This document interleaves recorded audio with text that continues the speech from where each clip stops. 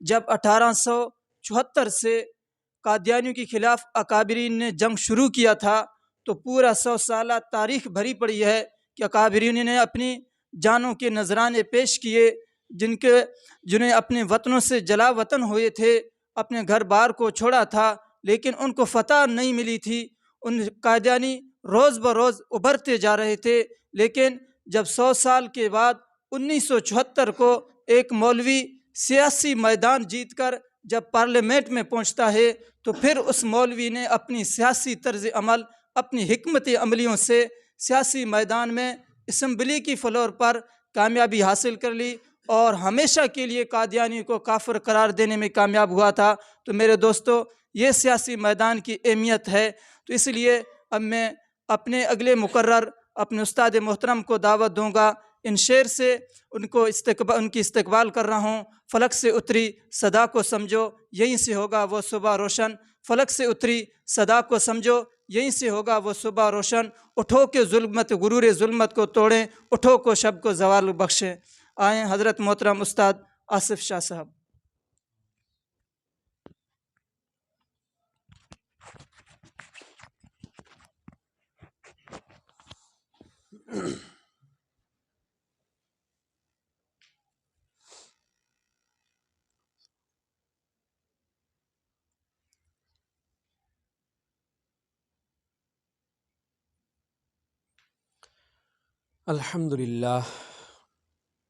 الحمدللہ وکفا وسلام علی عبادہ الذین اصطفیٰ، اما بعد، فاعوذ باللہ من الشیطان الرجیم، بسم اللہ الرحمن الرحیم۔ وعد اللہ الذین آمنوا منکم وعملوا الصالحات لیستخلفنہم فی الارض کما استخلف الذین من قبلہم وَلَيُمَكِّنَنَّ لَهُمْ دِينَهُمُ الَّذِي ارْتَضَىٰ لَهُمْ وَلَيُبَدِّلَنَّهُمْ مِنْ بَعْدِ خَوْفِهِمْ أَمْنًا يَعْبُدُونَنِي لَا يُشْرِكُونَ بِي شَيْئًا وَمَنْ كَفَرَ بَعْدَ ذَلِكَ فَأُولَٰئِكَ هُمُ الْفَاسِقُونَ۔ صدق اللہ مولانا العظیم۔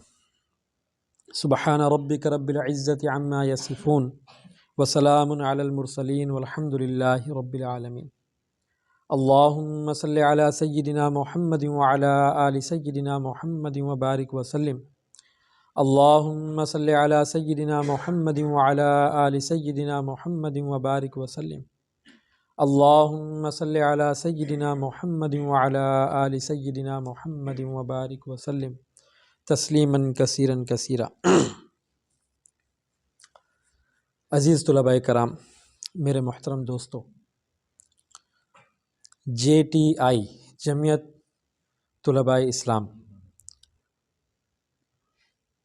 اس پلیٹ فارم سے، اس محترم پلیٹ فارم سے، ایسی معزز مجلس کے اندر میرے جیسے طالب علم کو خطاب کا موقع ملنا، یہ میرے لیے باعث شرمندگی ہے۔ گویا کہ بالکل بھی ایک ہمت نہیں ہوتی کہ آپ لوگ جو مہمانان رسول ہیں، اپنے تن من دھن کو علم دین کے لیے اپنے آپ کو آپ نے لگایا ہوا ہے، گھر بار چھوڑ کر ایک قربانی آپ نے دی ہوئی ہے، اور اس قیمتی وقت کو آپ نے میرے حوالے کر دیا۔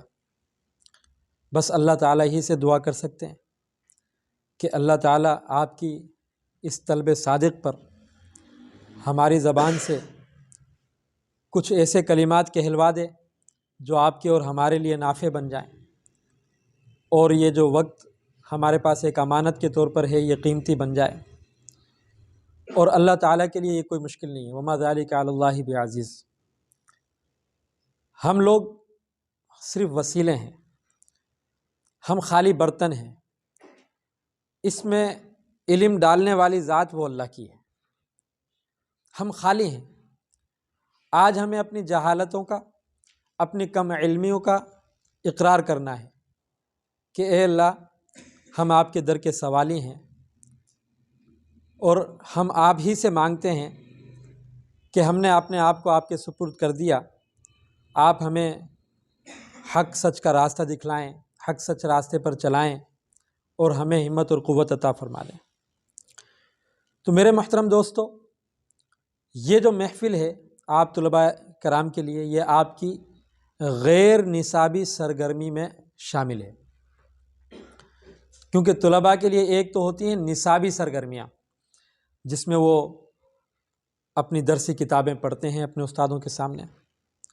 مجھ سے بھی آپ لوگ بہت ساری کتابیں پڑھتے ہیں، صرف نحو پڑھتے ہیں، فقہ پڑھتے ہیں، حدیث پڑھتے ہیں، تفسیر پڑھتے ہیں، اور کچھ چیزیں ہوتی ہیں غیر نصابی سرگرمیاں. غیر نصابی سرگرمیوں کا تعلق ہوتا ہے آپ کے فیوچر کے ساتھ، مستقبل کے ساتھ. جیسا کہ ابھی فہد گل صاحب کہہ رہے تھے نا، واٹ از مائی فیوچر، میرا فیوچر کیا ہوگا. تو اس طرح کی مجالس کے اندر اس بات کا جائزہ لیا جاتا ہے کہ ہم یہ جو علم حاصل کر رہے ہیں کیوں حاصل کر رہے ہیں، ہم یہ مدرسے میں اپنا دن رات جو لگا رہے ہیں نا، یہ کیوں لگا رہے ہیں، اس سے ہمیں مستقبل میں کیا فائدہ ہوگا، ہم مستقبل میں کیا کیا کر سکتے ہیں، کیا کیا خیر خوبی بھلائی ہم پھیلا سکتے ہیں معاشرے کے اندر. یہ بنیادی چیز ہے. اب یہ ایک سیاسی جماعت ہے جمعیت علماء اسلام، اور یہ JTI اس کی ذیلی تنظیم ہے. تو اس کا مطلب یہ ہوا کہ یہ ایک سیاسی پروگرام ہے، اور سیاست کو ہمارے معاشرے میں بالکل اچھا نہیں سمجھا جاتا ہے، یا نہیں؟ سیاست کو ہمارے معاشرے میں بالکل ابھی اچھا نہیں سمجھا جاتا. حضرت مفتی محمود رحمۃ اللہ علیہ کی ایک بات مجھے ابھی یاد آئی. حضرت نے ایک دفعہ ایسے ہی JTI کے ایک پروگرام میں خطاب کیا تھا، اور انہوں نے یہ لفظ فرمائے تھے کہ میں طلباء کے لیے عملی سیاست کا سخت مخالف ہوں، کہ طلباء جو ہیں عملی میدان میں، سیاسی میدان میں آ جائیں اور سیاست کے اندر عملی طور پر حصہ لیں. میں اس کے خلاف ہوں، اور یہ حقیقت ہے. اگر عملی طور پر آپ لوگ سیاسی میدان میں آ جائیں گے تو یہ آپ کا جو وقت سیکھنے سکھانے کا اور طالب علمی کا جو وقت ہے، یہ آپ کا برباد ہو جائے گا. پھر حضرت نے دوسری بات ارشاد فرمائی کہ میں طلباء کے لیے علمی سیاست کا قائل ہوں، اور اس کو ضروری سمجھتا ہوں. سیاست کے بارے میں نظریات کا ہونا، معلومات کا ہونا، علم کا ہونا، تربیت کا ہونا، ذہن سازی کا ہونا، یہ ضروری چیز ہے. تو جمعیت طلباء اسلام کا پلیٹ فارم ایک علمی پلیٹ فارم ہے، یہ سیاسی پلیٹ فارم نہیں ہے، یاد رکھنا. ہم عملی سیاست میں نہیں ہیں اس وقت، کوئی ہم الیکشن کے اوپر کمپین نہیں کر رہے ہیں یہاں پر، لیکن ہم کچھ سیکھنا چاہ رہے ہیں. آج میرے دماغ میں جو بات تھی جس کو میں نے تیاری کی آپ لوگوں کے لیے، وہ یہ ہے کہ اسلام انسانیت کو معاشی فلاح و بہبود کا کیا پروگرام دیتا ہے. جیسا کہ ہم نے ایک واٹس ایپ گروپ بنایا ہوا ہے، اور اس میں مختلف تحاریر سلسلے آپ لوگ پڑھتے رہتے ہیں جو لوگ واٹس ایپ گروپ میں ہیں. آج کل اس میں میری یہی تحریر چل رہی ہے، نظریہ، نظام اور پالیسی. اسلام کیا پالیسی دیتا ہے، اسلام کیا نظریہ دیتا ہے کہ جس کی وجہ سے انسانیت معاشی خوشحالی کے اندر آ جائے. یہ جو ہے مختصر وقت کے اندر انشاءاللہ میں آدھا گھنٹے سے پہلے بات کو ختم کرنے کی کوشش کروں گا، ٹائم بہت ہو گیا. اور اس کی جو جزوی تفصیلات ہیں وہ میری اسی تحریر میں آپ لوگ پڑھیں گے. میں اس کا صرف یہاں پہ آپ لوگوں کے سامنے ایک خلاصہ پیش کروں گا، جس سے ہمیں احساس ہوگا کہ ہم مسلمان لوگ جو ہیں کتنے بڑے خزانے کو اپنے ساتھ لے کر چل رہے ہیں. ہمیں احساس ہوگا، اور ہم دنیا کے لیے کتنا زبردست ایک پروگرام رکھتے ہیں ان کی معاشی خوشحالی کا. آج دین اسلام کے بارے میں ہمارے پاس یہ تصور ہے کہ جناب یہ تو عبادات کا ایک نظام ہے، فقط آپ مذہبی آدمی ہو جائیں گے، داڑھی بڑی کر لیں گے، سر پہ پگڑی باندھ لیں گے اور اللہ اللہ کریں گے بس. بھائی یہ کام معمولی نہیں ہے، یہ بات ذہن میں رکھنا. اللہ کا نام لینا بہت بڑی اللہ کی نعمت ہے. یہ داڑھی کی سنت، یہ پگڑی، یہ لباس، یہ پائنچے ٹخنوں سے اوپر ہونا، یہ نماز سجدے میں سر کا جھکا دینا، پیشانی اللہ کے سامنے رکھ دینا، یہ کوئی معمولی بات نہیں ہے، بہت ضروری ہے اور یہ بہت قیمتی ہیں. لیکن ہمارے پاس فقط یہی نہیں ہے، یہ تو آخرت کا پیکیج ہے نا. ان کا صلہ تو ہمیں آخرت میں ملے گا. پگڑی باندھنے پہ دنیا میں تو مجھے کچھ نہیں مل رہا، سنت کا لباس پہننے پہ دنیا میں مجھے کچھ نہیں مل رہا، داڑھی رکھنے پہ دنیا میں مجھے کچھ نہیں مل رہا. کوئی آدمی ایسا تو نہیں ہے کہ مجھے داڑھی رکھنے پہ پیسے دیتا ہو کہ بھائی مول صاحب آپ نے چونکہ داڑھی رکھی ہوئی ہے اس داڑھی کے بدلے آپ کو 500 روپے ہر مہینے میں دے دوں گا، یا چونکہ آپ جو ہے آج پگڑی شاپڑی باندھ کر آئے اور لیجیے آپ. کچھ بھی نہیں ہے، اس پہ پیکج نہیں ہے، یہ آخرت کا پیکج ہے. دنیاوی پیکج، دنیاوی پیکج.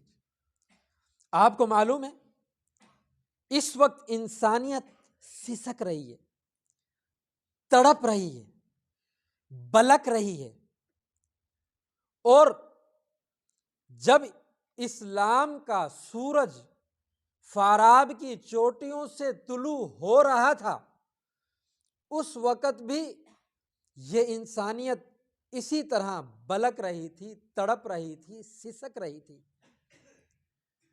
بھوک تھی، افلاس تھا، بد امنی تھی، ظلم تھا، جبر تھا، غلامی تھی، اور وہی چیزیں آج پھر ہیں. اور اسلام جو آیا تھا وہ انہی چیزوں کو ختم کرنے کے لیے آیا تھا. اسلام کوئی صرف عبادات کا نظام لے کر نہیں آیا، اسلام معاشی پیکیجز لے کر آیا تھا. پچھلی مجلس میں آپ کو یاد ہوگا میں نے آیت پڑھی تھی فلقتحم العقبہ. اللہ اپنے محبوب صلی اللہ علیہ وسلم سے فرماتے ہیں اے ہمارے نبی جی آپ اس گھاٹی میں داخل کیوں نہیں ہوتے؟ وما ادراک مل عقبہ، اور آپ کو کیا معلوم کہ وہ گھاٹی کیا چیز ہے؟ وہ گھاٹی ہے فک رقبہ، انسانیت کو غلامی کی زنجیروں سے نکال کر آزادی کی نعمتیں دلانا. یہ گھاٹی کا پہلا تقاضا، اسلام کا پہلا بنیادی مقصد یہ ہے فک رقبہ او اطعام فی یوم ذی مسغبہ، اور سخت شدید بھوک کے اندر کھانے کا انتظام کر دینا. یتیمن ذا مقربہ او مسکینن ذا متربہ. اب آپ مجھے بتائیں غلامی سے آزادی، بھوکے کو کھانا کھلانا، یتیم اور مسکین جو معاشرے کے پست ترین طبقات ہوتے ہیں، اللہ تعالیٰ اپنے محبوب صلی اللہ علیہ وسلم کو ان چیزوں کی طرف متوجہ کر رہے ہیں. تو معلوم یہ ہوا کہ اسلام جو ہے یہ صرف چند لوگوں کو پیٹ بھر کے کھانا کھلانے کا یا چند غلاموں کو آزاد کرنے کا یا چند مسکینوں کی کفالت کرنے کا پیکج لے کر نہیں آیا، یاد رکھیں. بلکہ یہ اسلام انسانیت کو، روئے زمین پر بسنے والی انسانیت کو آزادی کی نعمتیں دلانے کے لیے آیا ہے. روئے زمین پر بسنے والے جتنے بھی بھوکے ہیں، مفلس ہیں، تنگ دست ہیں، ان کو معاشی پروگرام لے کر آیا ہے ان کے لیے. اور دنیا بھر کے جو کمزور ترین طبقات ہیں، یتیم مسکین جیسے، ان سب کے لیے یہ خوشخبریوں کی نوید بن کر آیا ہے. جیسا کہ حضرت ربعی بن عامر رضی اللہ تعالیٰ عنہ ایک صحابی ہیں، وہ کسریٰ کے دربار میں کھڑے تھے، اور کسریٰ جو اس زمانے کی سپر پاور تھا اس نے کہا کہ تم عرب کے بدو وہاں سے چل کر یہاں پر آئے ہو، تمہارا مقصد کیا ہے؟ کیوں آئے ہو تم ہمارے ملک میں؟ کیوں ہم سے جنگ لڑنا چاہتے ہو تم لوگ؟ کیا ایسا چیز ہے جو تمہارے پاس ہے؟ تو حضرت ربیع بن عامر رضی اللہ تعالیٰ عنہ نے جو الفاظ اس وقت کہے تھے نا، یہ ہمارے لیے ایک منشور کی حیثیت رکھتے ہیں. حضرت ربیع بن عامر رضی اللہ تعالیٰ عنہ نے فرمایا تھا ہم اس لیے آئے ہیں، ہم خود نہیں آئے، ان اللہ ابتعثنا، ہمیں اللہ نے مبعوث کیا ہے. جو پیغمبر بات کر رہے وہ امتی بات کر رہا ہے کہ ہم پیغمبروں کے نائب ہیں، ہم اللہ کا پیغام لے کر آئے ہیں. ان اللہ ابتعثنا، ہم کیوں آئے ہیں؟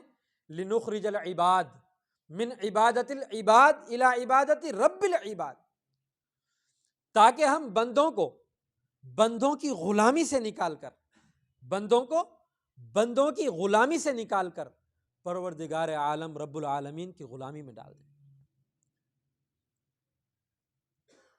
یاد رکھو غلامی جب ہے جب اللہ کے سوا کسی کے سامنے جھکا جائے. غلامی کا فلسفہ نا گھر سے سمجھ میں آتا ہے. اللہ وحدہ لا شریک ہے، توحید. آپ اپنے گھر کے اندر دیکھو، کوئی مجھ سے پوچھے آپ کے مول صاحب بھائی کتنے، فخر سے بتاؤں گا سینہ تان کے، میرے 5 بھائی ہیں۔ بہنیں کتنی ہیں؟ بھائی اتنی ہیں۔ فلاں رشتہ دار کتنے ہیں؟ جب لیکن باپ کی جب باری آتی ہے، ایک باپ کی باری آتی ہے توحید، یہاں پر دوجا ہونا یہ عیب کی بات ہے۔ ایک آدمی ہے باپ کے حکم پر بھاگا بھاگا پھرتا ہے، باپ نے بولا یہ کر، باپ نے بولا یہ کر، باپ نے بولا یہ کر، ساری دنیا اس کی تعریف کرے گی، ماشاءاللہ بیٹا ہو تو ایسا۔ باپ کی دکان تھے، اس کی دکان کھول رہا ہے، اس میں جھاڑو لگا رہا ہے، اس میں صفائی کر رہا ہے، اس میں بیٹھ رہا ہے، بیٹا اچھا ہے۔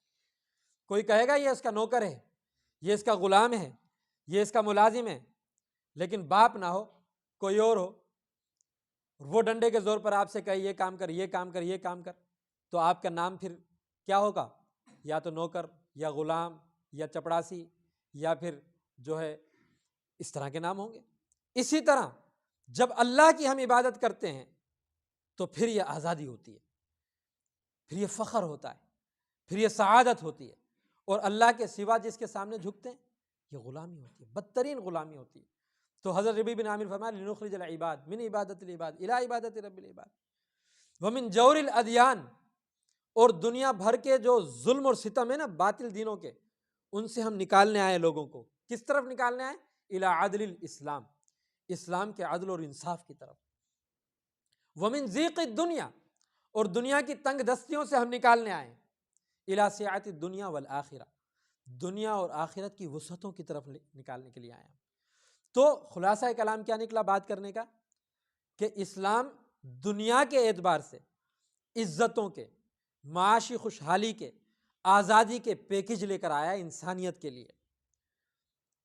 جناب رسول اللہ صلی اللہ علیہ وسلم اس معاشرے میں جو سراسر غلامیوں کے اندر جکڑا ہوا تھا، استحصال ہو رہا تھا اس معاشرے کا، چند لوگوں نے انسانیت کو اپنی مٹھی میں جکڑا ہوا تھا، آپ اس کے خلاف کھڑے ہو گئے تھے اور کہہ رہے تھے لا الہ الا اللہ، غلامی فقط اللہ کی ہوتی ہے، عبادت فقط اللہ کی ہوتی ہے، اور کسی کی حکومت نہیں چلے گی۔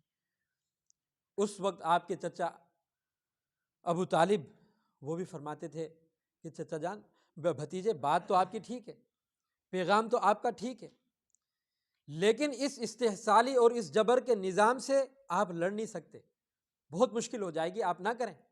تو اللہ کے نبی علیہ السلام ارشاد فرماتے تھے چچا جان، اگر یہ لوگ میرے دائیں ہاتھ پر سورج لا دیں اور بائیں ہاتھ پر چاند لا کے رکھ دیں، یہ ایسا کر نہیں سکتے، اگر بالفرض ایسا کر بھی دیں نا، یہ راستہ میں پھر بھی نہیں چھوڑوں گا، میں انسانیت کو ان کی غلامی سے نکال کر رہوں گا۔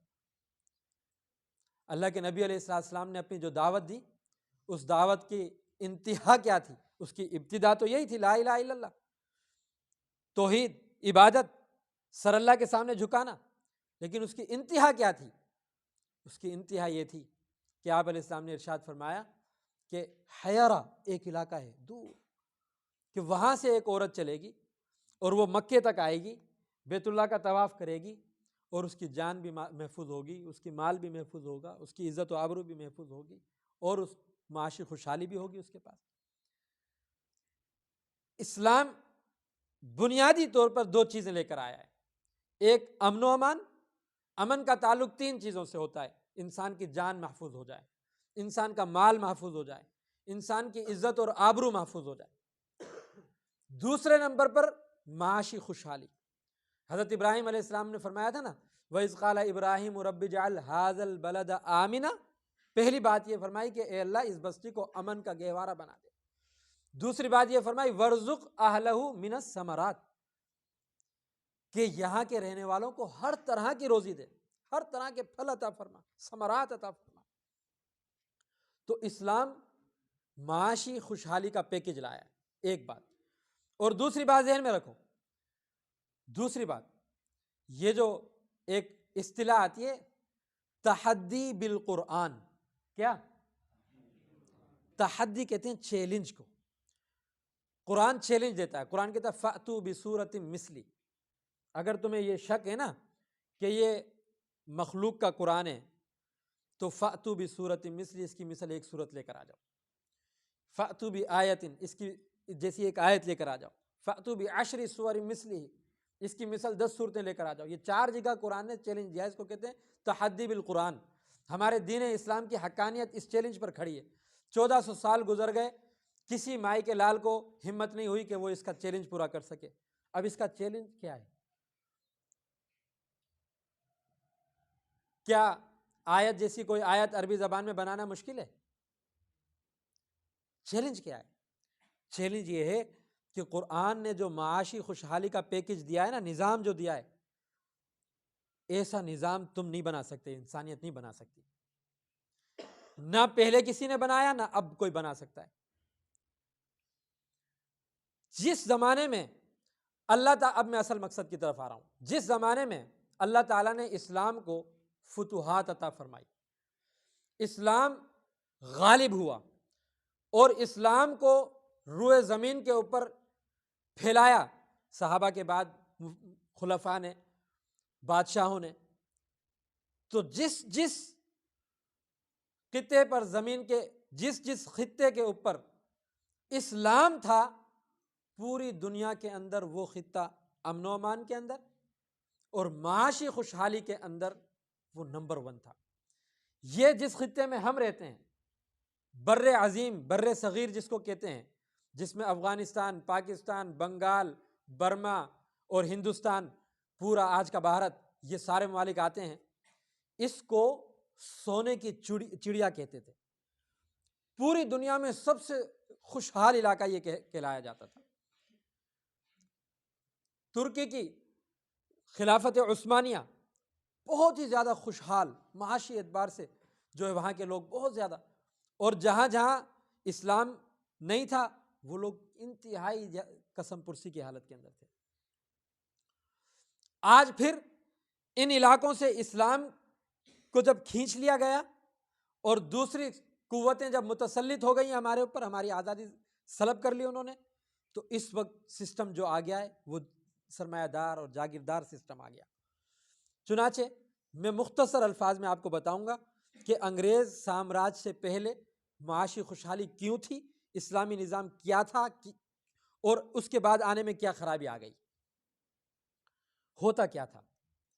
مسلمان بادشاہ جب کسی علاقے کو بزور طاقت فتح کرتے تھے، پہلے تو وہ پیکج دیتے تھے ان کو کہ دیکھو ہمارے ملک کی خوشحالی دیکھو، امن و امان دیکھو، معاشی ترقی دیکھو، آزادی دیکھو، یہ ساری چیزیں تمہیں ہم فری میں دیتے ہیں، ہمارا والا نظام اپنے ملک میں نافذ کر لو، اس کے ماتحت آ جاؤ، تم لوگ پورا اسلام قبول کر لو ظاہر باطن، اور معاشی نظام بھی اس کے ماتحت قبول کر لو۔ یہ تو سب سے نہیں تو بھلے اسلام مذہبی عقیدے اپنی رکھو تم، لیکن ہمارا نظام قبول کر لو۔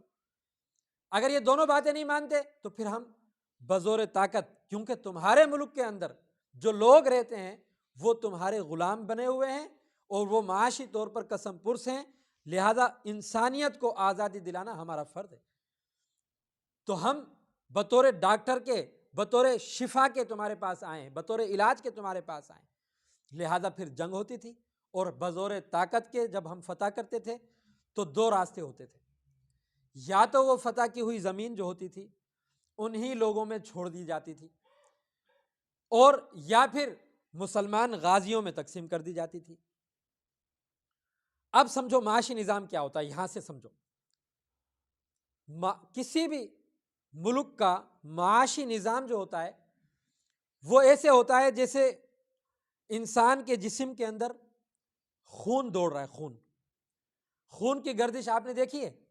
اگر میرے پاؤں کو یہاں سے یہاں تک خون کی گردش پہنچنا بند ہو جائے، 2-3 کے اندر میرے پاؤں سوکھ کے کانٹا ہو جائے گا۔ اگر یہ خون کی گردش سر میں جمع ہو جائے یا کسی ہاتھ میں جمع ہو جائے، وہ سوجنا شروع ہو جائے گا۔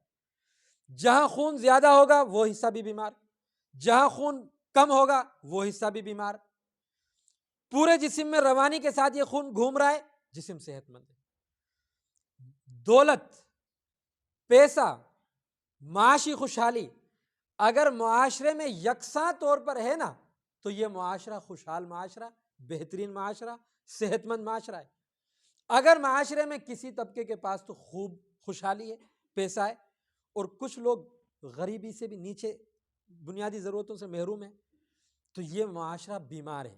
اس معاشرے میں 2 بیماریاں لگی ہوئی ہیں، یعنی جو امراء لوگ ہیں ان کو عیش پرستی، تمول، ظلم، جبر، استحصال کرنا، یہ ان کو لگا ہوا ہے۔ اور جن کے پاس بنیادی ضرورت نہیں ہے ان کو غربت لگی ہوئی ہے۔ کادل فقر ان یکون کفرا، فقیر آدمی اپنا مذہب بھی کبھی بھی چھوڑ سکتا ہے۔ چنانچہ مسلمانوں کے نظام میں کیا تھا؟ مسلمانوں کے نظام میں یہ تھا کہ زمین جو ہوتی تھی بنیادی طور پر معیشت کا دار و مدار ہوتا ہے زمین سے۔ زمین سے انسان غلے اگاتا ہے، زمین سے معدنیات نکلتی ہیں، خام مال پیدا ہوتا ہے، معیشت کی بنیاد یہاں سے چلتی ہے، ٹھیک ہے۔ اب یہ جو خام مال ہے، گندم نکل گئی، گنا نکل گیا، کپاس نکل گئی، آپ اس کو کیا استعمال کرو گے؟ یہ گندم آٹا جب تک نہیں بن سکتی آپ استعمال نہیں کر سکتے اس کو۔ گنا جب تک چینی نہیں بنے گا آپ اس کو کیسے استعمال کرو گے؟ کپاس جب تک کپڑے نہیں بنے گا اس کا آپ کیسے استعمال کرو گے؟ چنانچہ یہ خام مال صنعت میں آئے گا۔ تو کسی بھی معیشت کی بنیاد ہوتی ہے زراعت، دوسرے نمبر پر ہوتی ہے صنعت۔ صنعت کے اندر فیکٹریاں ہوتی ہیں، ملیں ہوتی ہیں، وہ ذرائع ہوتی ہیں جو خام مال کو قابل استعمال بناتے ہیں۔ آپ نے خام مال کو قابل استعمال بنا دیا، لیکن جب آپ اس کی تجارت نہیں کر رہے ہو، دنیا بھر سے اس کا لین دین، اپنی زائد چیزوں کو دوسروں کو دے کر اپنی وہ ضرورت کی چیزیں جو آپ کے اپنے ملک میں نہیں ہے وہ ان سے خریدو گے نہیں، اس وقت تک معیشت نہیں۔ تو تیسری چیز ہوتی ہے تجارت۔ تو معیشت کی بنیاد ہوتی ہے تین چیزیں: زراعت، صنعت اور تجارت۔ اب اسلام کا فلسفہ کیا تھا اس زمانے میں؟ اسلام کیا کرتا تھا؟ مسلمان کیا کرتے تھے؟ زمین ایسے شخصوں کو دیتے تھے جو زمین کو آباد کرے۔ آپ کتاب المزارعات پڑھتے ہیں، شرح وقایہ کے اندر، ہدایہ کے اندر، کنز کے اندر، قدوری کے اندر، سارے بیٹھے ہوئے ہیں، قدوری والے بیٹھے ہوئے ہیں، کنز والے بیٹھے ہوئے ہیں، شرح وقایہ والے بیٹھے ہوئے ہیں۔ تمہیں تو ابھی 3 دن پہلے میں نے مزارعات پڑھائی ہے۔ اور جو ہے کیا کہتے ہیں، ہدایہ والے بھی بیٹھے ہوئے ہیں۔ کسی نے یہ فلسفہ تمہیں بتایا کہ مزارعات امام ابو حنیفہ رحمۃ اللہ علیہ کے یہاں جائز نہیں ہے؟ جائز نہیں ہے نا۔ زمین دو اس آدمی کو جو خود محنت کر کے وہ زمین کرے، اس کا ماہر ہو، زمین کر سکتا ہو۔ اب مسلمان بادشاہ ایسے کرتے تھے، زمین دیتے تھے۔ اگر زمین دی ہے مسلمانوں کو تو اس پر عشر مقرر کرتے تھے، اگر زمین دی ہے کافر کو تو اس پر خراج رکھتے تھے، ہے یا نہیں؟ اب وہ آدمی دن رات محنت کرتا تھا اور اس سے پیداوار نکالتا تھا، اور اس پیداوار سے وہ اپنی ضرورت کا غلہ اپنے پاس رکھتا تھا، ضرورت سے زائد کو بیچ کر دوسری ضرورت کی چیزیں حاصل کرتا تھا، اور ایک معمولی مقدار وہ سرکار کو دے دیتا تھا۔ ایک معمولی مقدار کیا کرتا تھا؟ سرکار کو دے دیتا تھا۔ اس سے زراعت ترقی کرتی تھی۔ ہر آدمی زمین کو محنت کر رہا ہے، زمین ملے گی اس کو جو زمین کو خود کرے گا، ٹھیک ہے۔ اب زراعت کی ترقی سے خام مال پیدا ہوگا، خام مال پیدا ہوگا، خام مال کے پیدا ہونے سے خود بخود صنعتیں وجود میں آئیں گی۔ گندم آ رہی ہے تو آٹا بنانے کے لیے آپ کو چکی چاہیے، گنا آ رہا ہے تو آپ کو چینی بنانے کے لیے مل چاہیے، کپاس آ رہی ہے تو آپ کو کپڑا بنانے کے لیے فیکٹری چاہیے، خود بخود۔ اور صنعت کا پہیہ چلے گا تو تجارت خود بخود چلے گی۔ یہ ایک ایسا فطری نظام تھا کہ جس سے خود بخود ایک خوشحالی معاشرے کے تمام طبقات کے اندر پھیلتی چلی جاتی تھی۔ پھر کیا ہوا؟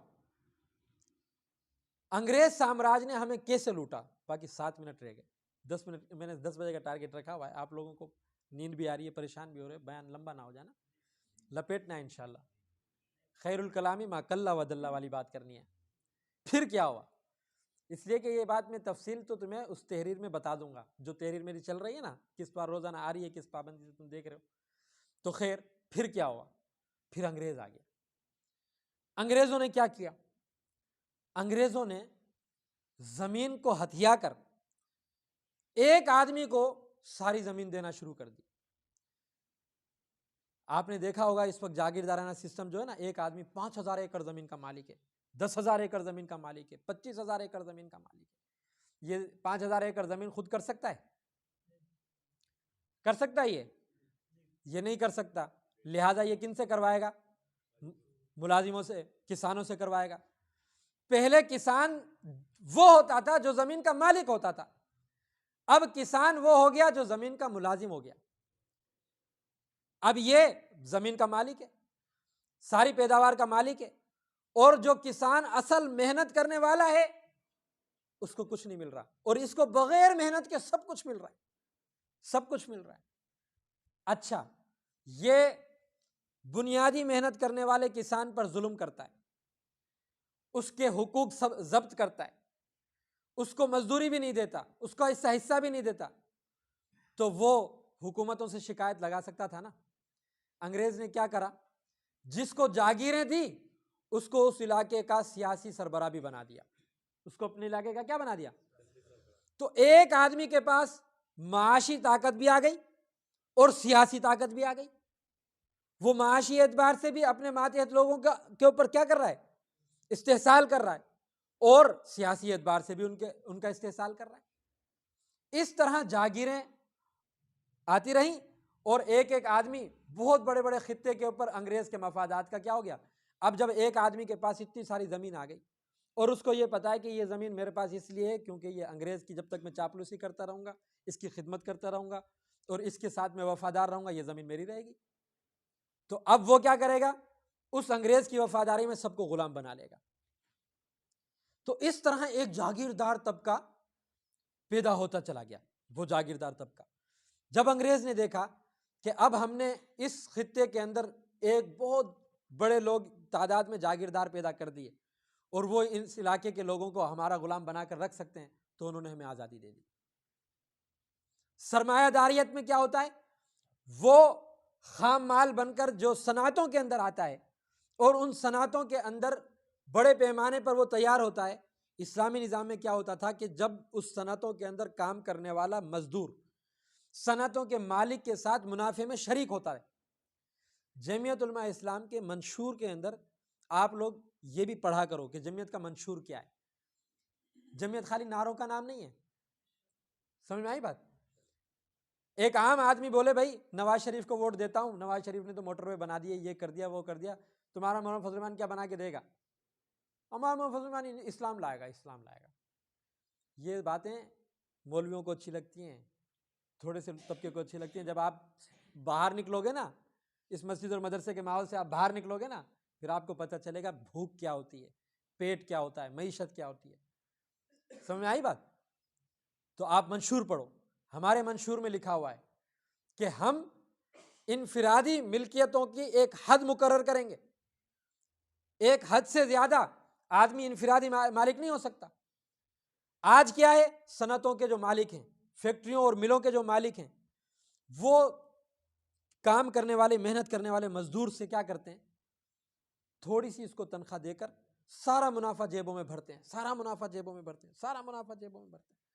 اس سے ایک ایسا سرمایہ دارانہ طبقہ وجود میں آ گیا کہ ایک بہت بڑی مال اور پیسے کا وہ تنہا مالک ہے، اور اس پیسے اور مال کی بنیاد پر وہ ریاستوں پر اثر انداز ہوتا ہے، حکومتوں پر اثر انداز ہوتا ہے، الیکشن پر اثر انداز ہوتا ہے۔ چنانچہ آپ کے ملک میں وہ جاگیردار طبقہ، وہ سرمایہ دار طبقہ الیکشن بھی جیتتا ہے۔ الیکشن جیتنے کے بعد ملک چلانے والے جو ادارے ہیں، مقننہ، انتظامیہ، عدلیہ، انتظامیہ معنی بیوروکریسی، افسر شاہی، ان کے اوپر وہ قابض ہو جاتا ہے۔ تو سیاسی قوت بھی اس کے پاس ہے، معاشی قوت بھی اس کے پاس ہے، اور باقی 21 کروڑ عوام جو ہے وہ ان کے معاشی استحصال کے اندر دبی ہوئی ہے، دھسی ہوئی ہے۔ آپ کے پاس پیکج ہے، آپ کے پاس، آپ کی قیادت کے پاس پیکج ہے، آپ کے پاس پروگرام ہے، 21 کروڑ انسانیت کو، غریب طبقے کو، مزدور طبقے کو، اصل محنتی طبقے کو آج جاگیرداروں کے کتے بھی مکھن کھاتے ہیں، یاد رکھو، اور ان کے ہاری جو سارا دن محنت کر کے پسینہ بہا کے ان کے جو ہے نا زمینوں سے سونا اگاتے ہیں نا، ان کو 2 وقت کی روٹی میسر نہیں ہے، نجی جیلیں بنا رکھی ہیں انہوں نے۔ سمجھ آ گئی؟ ایک ہاری اپنے زمیندار کی مرضی کے بغیر اپنی بیٹی کی شادی تک نہیں کر سکتا۔ آپ ان کے لیے نجات دہندہ ہو، آپ کے پاس پروگرام ہے کہ نجی ملکیت کی کتنی حد ہوتی ہے، زمینداری کی کتنی حد ہوتی ہے، اس کے سرمایہ دارانہ نظام کے اندر پیسہ سب کچھ ہے۔ آپ کے پاس پیسہ ہے نا اگر، تو پھر آپ حکومتوں کو بھی اپنے پیروں پہ جھکا سکتے ہو، آپ غریب کا بھی سب کچھ چھین سکتے ہو، آپ جیسے چاہے استحصال کر لو، سرمایہ دارانہ نظام۔ اس سرمایہ دارانہ نظام اور اس سوچ نے جب ہم نے دیکھا کہ ایک آدمی کے پاس پیسہ ہے، وہ اس پیسے کے ذریعے سے تمام معاشی مقاصد بھی حاصل کر رہا ہے، سیاسی مقاصد بھی وہ حاصل کر رہا ہے، اور ملک کے مقننہ تک بھی وہ پہنچ جاتا ہے، اور وہ غریب کا خون بھی چوستا ہے، تو آج ہمارا مذہبی طبقہ بھی، ہمارا گھر کے والدین بھی، ہمارے اسکولوں کے ٹیچرز بھی، سارے کے سارے ایک ہی بات سکھا رہے ہیں، آپ اس لیے پڑھ رہے ہو کہ آپ نے پیسہ لینا ہے، آپ اس لیے پڑھ رہے ہو کہ آپ نے پیسہ کمانا ہے، آپ نے زندگی میں کامیاب ہونا ہے تو آپ نے پیسہ کمانا ہے، پیسہ کمانا ہے، پیسہ کمانا ہے۔ بچہ پیدا ہوتا ہے، بوڑھا ہوتا ہے، موت آ جاتی ہے، قبر میں اتر جاتا ہے، اس کے دماغ میں ایک بات ہے، مجھے پیسہ کمانا ہے، مجھے پیسہ کمانا ہے، مجھے پیسہ کمانا ہے۔ یہ وہ بدترین سوچ ہے، فلسفہ ہے جو اس سرمایہ دارانہ نظام سے پھوٹا ہے، اس نے جنم لیا ہے۔ اس کے مقابلے میں اسلامی نظام ہے۔ بات سمجھ میں آ رہی ہے نہیں آ رہی؟ یہ جو نظام ہے نا، یہ نظام ایک دم سے آپ کے 21 کروڑ عوام کو ایک دم خوشحال کرے گا۔ یہاں پر آج ہم مولوی بھی ہم کہتے ہیں مالدار آدمی ہے، اصحاب خیر ہے، حضرت آپ تو صاحب خیر ہیں، تعاون فرما دیں بس۔ اگر ہمیں مالدار کا تعاون مل رہا ہے تو بس ہمیں مالدار سے کوئی مسئلہ نہیں ہے، ہمیں جاگیردار سے کوئی مسئلہ نہیں ہے، ہمیں سرمایہ دار سے کوئی مسئلہ نہیں ہے، ہمیں نظام سے کوئی مسئلہ نہیں ہے، ہمیں سسٹم سے کوئی مسئلہ نہیں ہے۔ مولوی صاحب اگر آئندہ سیاسی بات آپ نے مدرسے میں کی، ہماری طرف سے آپ کو جواب ہے۔ مولوی صاحب مسجد کے ممبر سے اگر آپ نے سیاسی بات کی تو دوسرا مولوی بیٹھا ہے جو ہمارے کو لولی دیتا رہے گا، لولی پاپ دیتا رہے گا، ہمارے کو ہیں زکوٰۃ دیتے رہو، صدقہ کرتے رہو، سخی حبیب اللہ کے جو ہے نا ہمیں لوریاں دیتا رہے گا۔ نظام کی بات نہیں کرنا، ٹکرانے والی بات نہیں کرنا، نہیں تو ہم آپ کو مسجد سے کیا کر دیں گے، نکال دیں گے۔ میرے دوستو، آپ لوگ اس مستقبل کے معمار ہو، آپ کے پاس یہ کنجی ہے، آپ کے پاس یہ چابی ہے، اس سسکتی ہوئی انسانیت کو نجات آپ لوگ دے سکتے ہو، بشرط یہ کہ قرآن کی لائی ہوئی اس تحدی کو آپ پہلے پڑھو، آپ کو پتہ چلے کہ قرآن کتنا عظیم الشان پیغام دیتا ہے، کیسا فلسفہ ہمیں دیتا ہے۔ اس کے اندر یہ میں نے ایک ذرہ، ایک اشارہ، صرف معمولی وقت میں اشارہ ہو سکتا ہے، سمجھے، لیکن اگر آپ پڑھیں اسلام کا معاشی فلسفہ، اسلام کا سیاسی فلسفہ، اور آپ پیکج پڑھیں کہ اسلام انسانیت کو کیسے فلاح و بہبود کی طرف لے کر آتا ہے، تو یقیناً جب آپ اس کو عوام کے پاس لے کر جائیں گے، لوگوں کو سمجھائیں گے، تو میں یہ سمجھتا ہوں کہ یہ پسا ہوا طبقہ یہ آپ کے ساتھ آئے گا انشاءاللہ، اور یہ آپ کے آواز میں آواز ملائے گا، اور آپ کے ساتھ ہو کر ہر باطل سے ٹکرائے گا، جیسے جناب رسول اللہ صلی اللہ علیہ وسلم نے اپنے زمانے کے باطل کو شکست دی تھی۔ انشاءاللہ العزیز یہ اسلام ایک دفعہ پھر انسانیت کے لیے ایسے ہی امید کی کرن بن کر آئے گا۔ انہی الفاظ کے ساتھ میں اپنی بات کو ختم کرتا ہوں۔ وآخر دعوانا